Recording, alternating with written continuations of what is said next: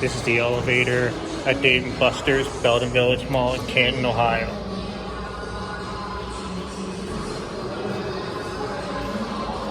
It's a ThyssenKrupp. Here it is.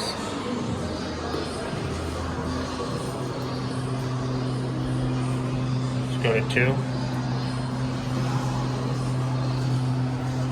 There you go.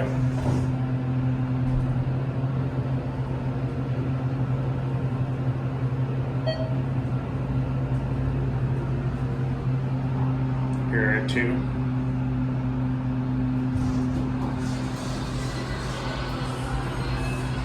Got down to 1. Let's get a cab view. Just their basic cab. This was originally a Sears elevator. This used to be a Schindler. 3,000 pound capacity. There are 1.